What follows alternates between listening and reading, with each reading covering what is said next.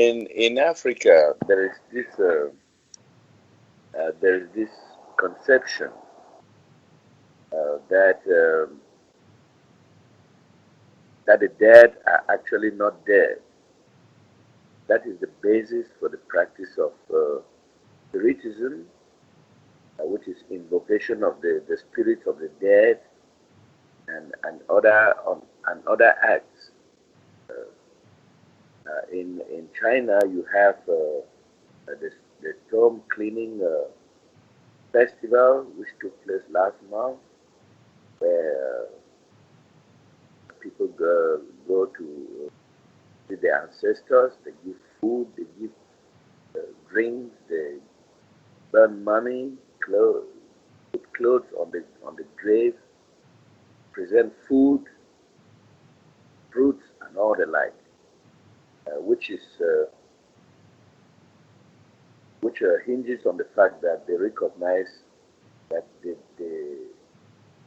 dead are still with them, that they can intercede and for them can bring luck, money, health, and all the like. So just those mundane things that people want. Uh, this also is mirrored in Africa too. In one part of Africa, you actually have a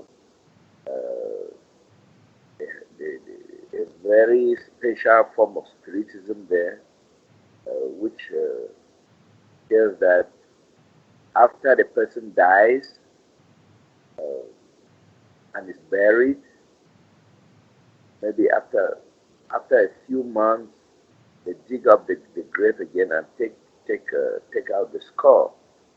That time there's no flesh on it. It's well really rotten. Flesh has fallen off, and then they put the head in a house, in a special, let's call it a shrine. You go there, you have the heads of the skulls of, of ancestors, people who have died in the family from time immemorial. That there in the house, that in that locked up house. They go there, they put actually the area is actually like a church.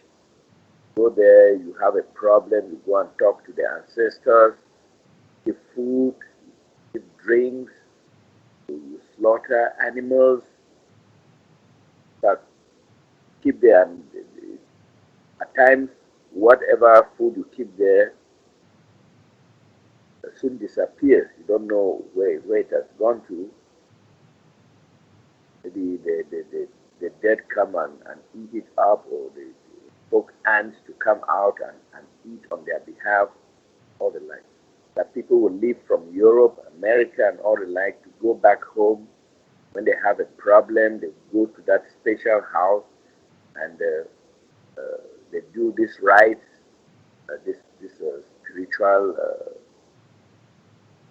acts, and then things will be fine with them. So, so they believe. But I want to ask, in spite of this bond, this bonding that people have uh, with family members, and believe that they cannot be separated again, or and they mourn a lot when someone has passed over. But in spite of this, I find that we have not always been in the same family. We have drifted apart. Now, what causes this drifting apart in spite of all this love, this bonding that we have? So what causes this drifting apart? People were maybe in one life they were Americans, or in another life they are Indians, finding themselves in different families. So what really causes this? Uh, all right, don't let me forget that, but I want to start off with the first part, what you're talking about with the burial and all this stuff and the bones and the head. All right, that's sick ritualism is what that is, very sick, and it came from the reptilians. And if you've ever seen the movie Predator with Arnold Schwarzenegger, that's a good example, uh, again, of the reptilians and what they do. They collect the skulls and the bones and whatever. This is all just such sick ritualism. I would suggest, but each person make their decision. What's the old saying? Christian burial? Okay. And where did this come from? Religion, burying people in the ground? Most of the indigenous people, the ones that have awareness, they burn the bodies because it burns up the old karma, etc. But when you put people in the ground and they're attached to their body, guess where their awareness is? It's also in the ground. Many of these people, this is the Walking Dead idea that you see in movies where they're coming out of the graves and through the dirt, because actually, how would you like to be underground for lifetimes in a box and be aware of that? It's very real. That's how real it is. It's sick. And so I suggest when my mom left here, I had my brother cremate her. There was no this or that. There was no ceremony. Just cremate her, take her to the morgue, cremate her, done. It's all done. No considerations at all. But some people have this emotional attachment and to the body itself, and it has nothing to do with the body. But it's a choice. You choose whatever you want. I'm not here to decide for people. You can partake of the knowledge, or you can just do what everybody else does and stay unaware, and the effect of everything, your choice. And so the reality of how we go here and there and whatever from lifetime to lifetime, it's because from your personal view here, you're looking at that process from a one-dimensional view and not from an overview, the real you that you don't as yet recognize. It makes the decision, not the personal self. So it takes on the experience, and it's like you. It's no different than what you would do when you go to college, okay? Let's say, and you want to take courses. Now, are you going to take the same courses that your parents took if they went to college? Probably not. So you could say, well, why don't you just take the same courses that your dad took? He took history and English and, geometry. Aren't you going to take the same courses? Well, no, you know what you want to take. And so just like coming to the earth, this planet, or, maybe you finish this life and you go to another planet, if it's Venus, Mars, or another galaxy, Alta Centaurus, or whatever, some star. You know what you want. It's like picking your college course, because what you're here to do is learn. You see, when we come into this life, because we're so buried with the five bodies and the personal self, all we see is our personal life. That's all we see. And so we have a new body and a new mind, and we feel good. We're young. We bounce around. We're happy. We're giggly. So everything seems fine. And, a good percentage of us have a pretty good upbringing. A lot of us struggle, etc., through different things because, again, it's the choice. The real you makes the choice to go through what it goes through. And so there's a basic idea that you have when you go into this process here to where we are. We'll just use the earth as a reference. And just like if you're going to college, you have a basic idea of what you want to do, but while you're in college, all kinds of things happen, right? All of a sudden you meet other people. Maybe you meet your future wife there or whatever that you didn't even know you would meet, and things change, or all of a sudden one of your friends talk you into joining one of the fraternities, but you really don't know what it is, but they usually are partying all the time and getting intoxicated, etc. And all of a sudden your studies go this way and that way. You see, you may have a life plan coming in, But you've got so many factors going on that pull your attention because now all of a sudden you've forgotten why you are here. And that's the biggie. Why are you here? You're really here to wake up. But because of how the personal body is, and especially if you have really a cute body or a handsome body or something like that, or you're born into a rich family, all of a sudden you're going to have particular attitudes that you have to deal with too. And that can take you into even more lifetimes, you see? Because from that, you're going to create other situations here. So, yes, it's a huge challenge, but the real you, just like picking college courses, wants to have certain experiences. And why would a person go to college or have an education? Because they want to get to a certain point in their life where they have their own life. And the reason you've come here into creation is because you want to wake up so you can recognize the whole of life. But once you're here, you forget that. Now you have a cute little body and it's boy meets girl and oh, let's get married and let's have children. All that's fine. At the same time, you can still wake up, but usually, no, that's 100% of your life. And then eventually you're old, you're grandma and grandpa, then you're really old, then you're older yet, then you keep getting older. And it's like, oh, gee, this just keeps going on. I'm just older and older and older. Eventually, it's like, okay, when's it going to end? I can't wait till it ends because I'm really too old, etc. And that's every lifetime. And then finally, it does end. And then, for the most part, you don't know where you're going, or you're afraid to, what's going to happen, or whatever it is you're considering. You see, but it's the real you that decides that.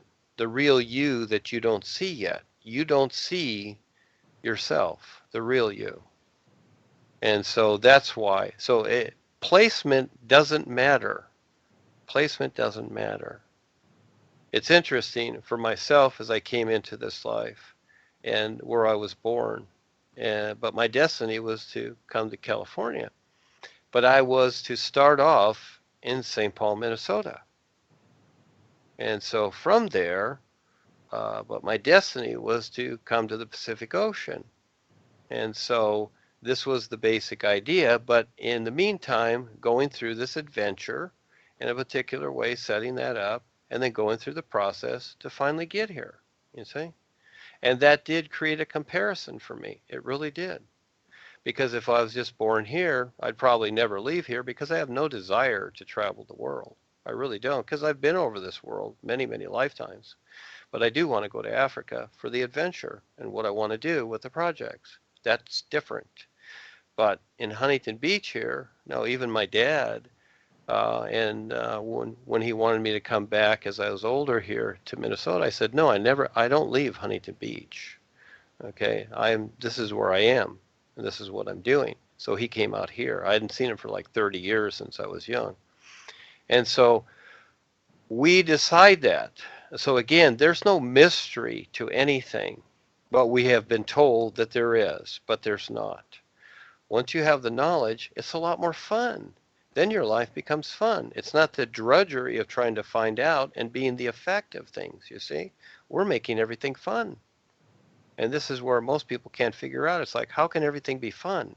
Well, it can be because, again, once you understand creation and all the different levels in creation and what's taking place, it's all okay. You can handle it. Yeah, sometimes it's hard. Sometimes you're going to suffer. Suffering is fine.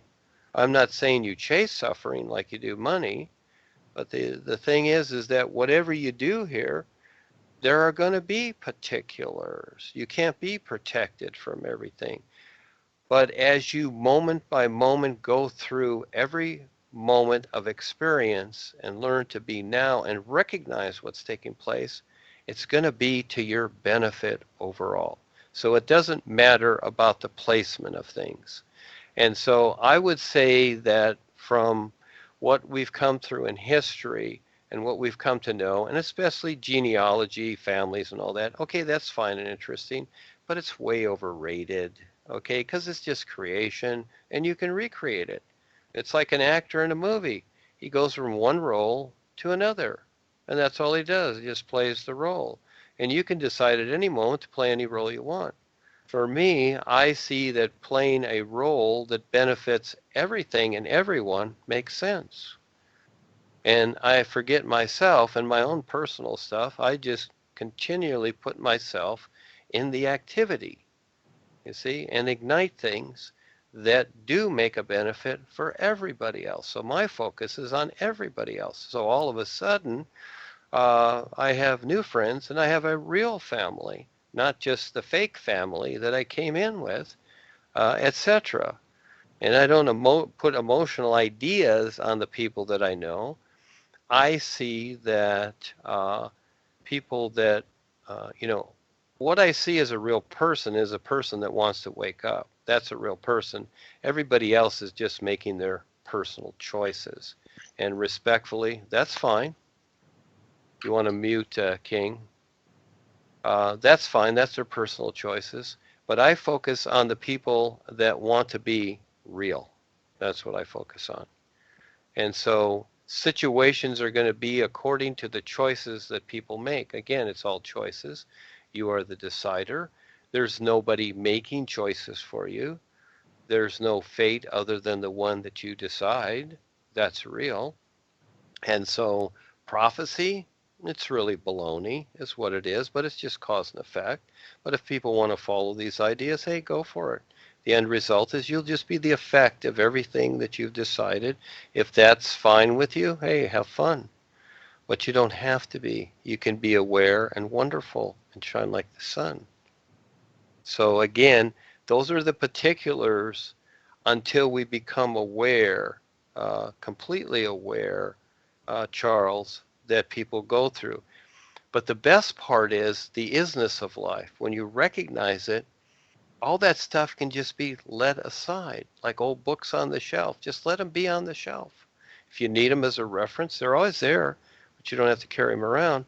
And that is that you can resolve anything you want right now by simply recognizing it, just letting it be.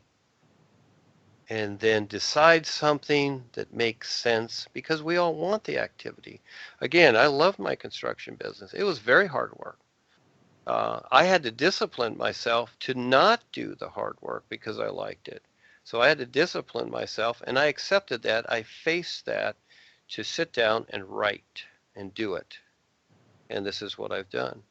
And so I don't want to do the hard work anymore. Yeah, I'm done with that. But I did love it. It was fine. It didn't bother me. I didn't mind the suffering and the pain coming home and could barely walk. Yeah, it's like going through the war. It's like Indiana Jones every day. It's 8 hour day. It's interesting, isn't it? It's kind of like in the third one where Sean Connery plays his dad, and it's like, this is what you do every day. He can barely walk. And so the thing is, that's what my construction business was like. But I loved it. It was great. And and then I still taught and did everything else at the same time. So, but now this is what I do. So again, everything can be so simplified. But yes, the challenge is who will step up, and creatively put something together to where that it does create a benefit for everybody so that they have a chance to recognize more than what they've known and all the burden they carry. Who will do that? Very few. Most people just want to go play their little tunes and go do it. Again, we're the main event. And that doesn't mean that everybody here is standing real, because a lot of people just want to do their own little thing. Well, go do it. We as worldwide educators, the real people that stand real, we're doing it, yes. And it's going to become more so. So everybody proves themselves. And life sees you. So if you don't care about that, then don't care.